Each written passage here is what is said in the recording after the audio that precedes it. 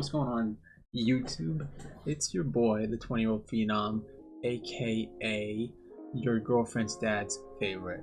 I'm coming at you guys with another video on badges. Today we are focusing on point guards. I love the feedback on the last video. Got almost 100 views for my first upload in, what did I say, like 4 or 5 years. So thank you guys for so much support.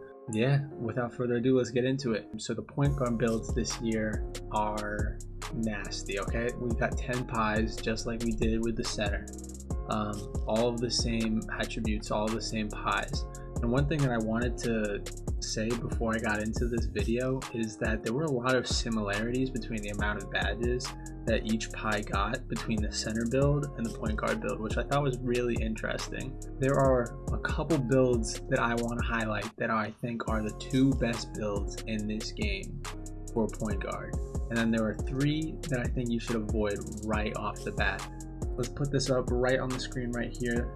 Maximum statistics. As you can see, if you're a point guard, you're probably going to want to shoot. That already eliminates 3 builds: the pure lock, the two-way slasher, and the pure slasher.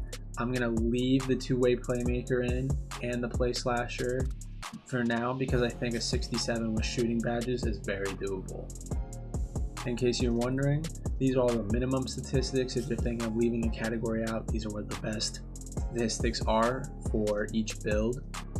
Keep an eye on the defensive statistics. A lot of the ways to maximize your build, especially with point guards, are to leave off a lot of the extra defensive stuff, you know, only focusing on upgrading lateral quickness and perimeter defense. So without further ado, let me bless you guys with a little bit of knowledge here. Here are the 10 builds, and all of these builds in the most amount of badges you can get per build. Let me just pop that right there for you. As you can see, a lot of these builds are going to be able to get 60 plus, but there's a couple that stand out. In my opinion, the 2 best builds in this game for getting the most badges and still having great statistics are the play slasher and the pure playmaker. I know a lot of people playing pro-am or that are going to play park loved doing the play sharp last year, and I hear you guys, but the play sharp is at a significant disadvantage in terms of athleticism, and its three-pointer is only 9 better than a pure playmaker. Think about that, 9 better. But yeah, just going across the line, pure lock I would eliminate unless you really want to be like a 6'5" ball handler. That does get 59 badges, which is solid. The two-way playmaker, I would never go for it, even though it gets a lot of badges. They're playmaking and defensive, and that's what they're coming from. Let me go ahead and highlight the play slasher build. This build is literally a god build. You get 90s in driving layup, driving dunk, close shot. You get a 64 three-pointer, which is doable. You get 92 ball handles, so you'll be able to do speed boosting and elite dribble moves. And then on top of that, you have enough points left over to upgrade and max out your perimeter defense and lateral quickness. Plus, not to mention, this build gets 65 freaking badges. Let me, did you hear me? 65. Dude, that is the most I've seen by far from any build. And this build can do it all.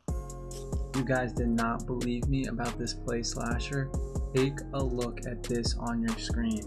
I'm telling you, 95 speed, 94 acceleration, can speed boost out of its mind, and can still hit a three-pointer with 13 three-point badges. This build is OP. Anyone thinking of making him 5'7"? How about 6'6"?